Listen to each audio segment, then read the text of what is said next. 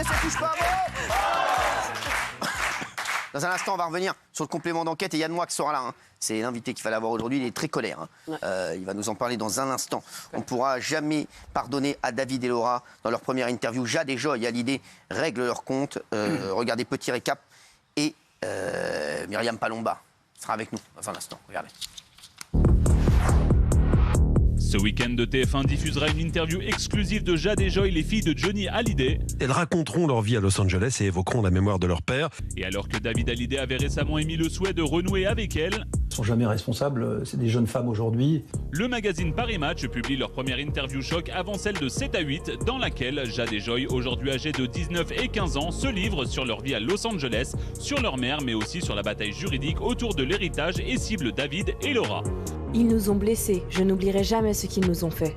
Alors Jade et Joy Hallyday règlent leur compte dans leur première interview. Myriam Palomba nous explique tout ce soir dans TPMP. Bonsoir Myriam, merci d'être là. Alors Jade et Joy, pourquoi elles donnent des interviews dans la presse ?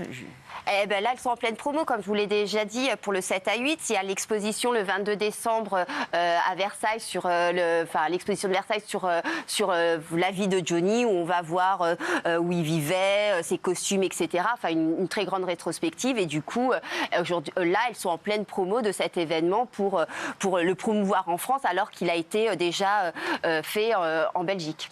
Alors, en ce moment, elles ont dit des trucs de fou. Ouais. Alors, elles ont dit par exemple elles ont parlé de leur relation avec leur père. Alors, c'est assez.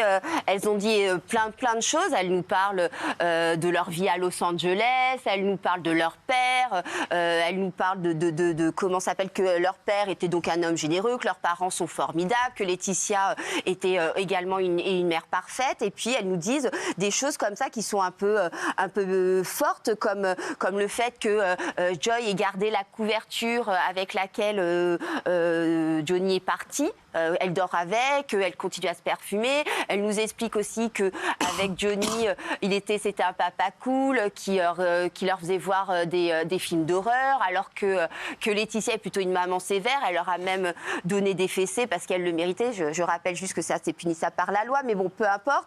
Et donc, elle nous donne plein de petits détails sur leur vie de famille. Et puis, tout d'un coup, bam, elle balance sévèrement, avec des mots très, très durs, sur David et Laura. Ah ouais.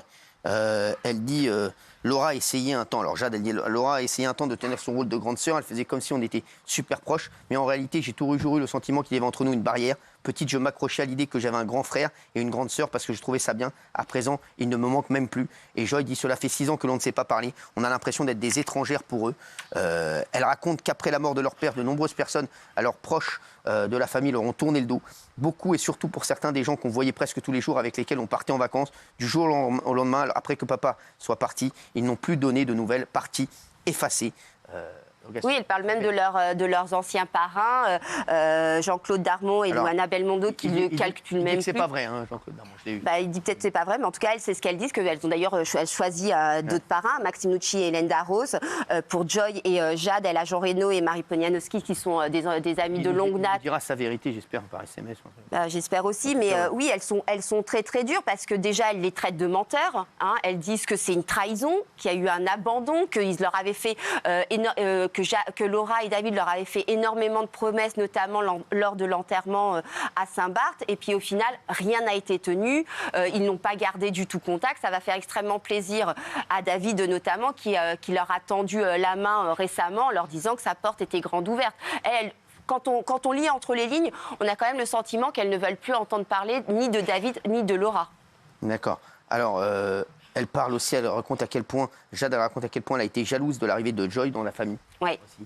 Ouais, qu'elle a même poussé dans les escaliers, tellement elle était jalouse, qu'elle lui volait à manger, maintenant, aujourd'hui, tout ça, c'est derrière elle. Hein. Elles ont une relation très fusionnelle, elles vivent même presque comme des jumelles, elles s'échangent les t-shirts, elles dorment ensemble, Jade va la chercher à l'école, elles sont très, très, très, très complices. Et Johnny voulait adopter un 3e enfant, elles ont refusé. Oui, elles ont refusé.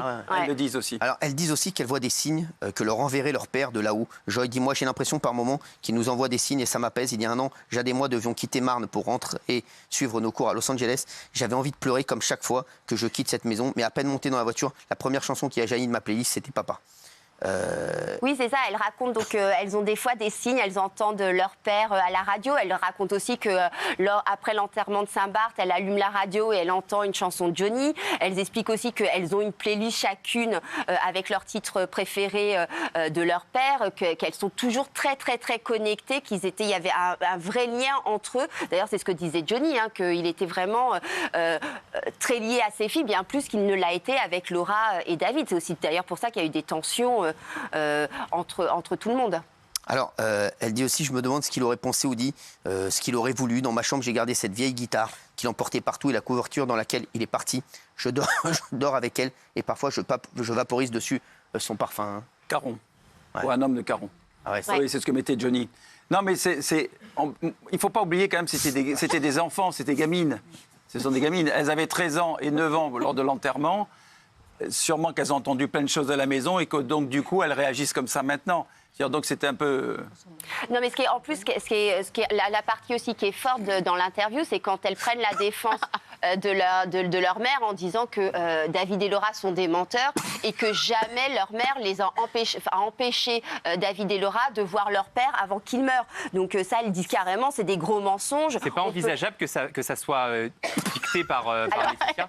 Alors ça peut être effectivement dicté par Laetitia. Il faut savoir que cette interview a été réalisée en même temps que celui de 7 à 8 par Audrey Crespo-Mara.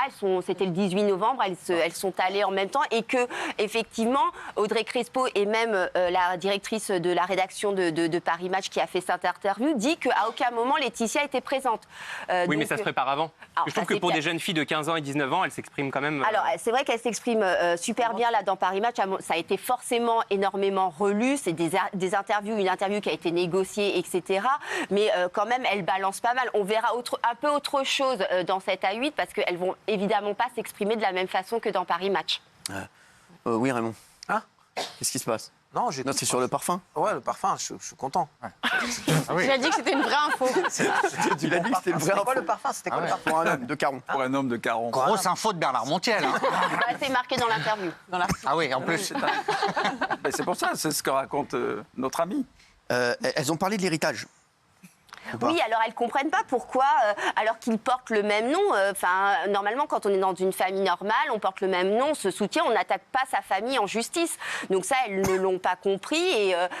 En même temps, c'est un peu délicat parce qu'elles ont tout et David et Laura n'avaient rien. Parce que j'imagine quand Laura et David lisent l'interview où ils découvrent qu'elles ont la guitare, les boucles d'oreilles, le collier, enfin qu'elles ont plein d'objets de leur père et qu'eux n'ont strictement rien eu, je peux comprendre qu'il y ait quand même des tensions et que de la rancœur de la part de David et Laura. Alors, elles évoquent aussi le deuil que traverse leur mère, Laetitia depuis 6 ans. Jade, elle dit, je crois que papa lui manquera toujours. Même si elle va mieux maintenant. Oui, c'est ça. Elle dit que leur mère va mieux, qu'elle parle beaucoup avec elle.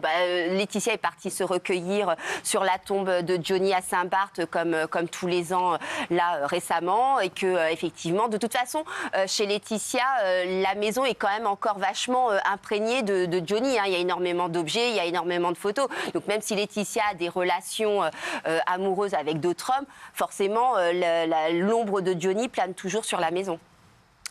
Voilà, merci en tout cas. L'info, ce sera donc lundi. Hein. On reviendra dessus, bien sûr. Lundi, à l'échelle.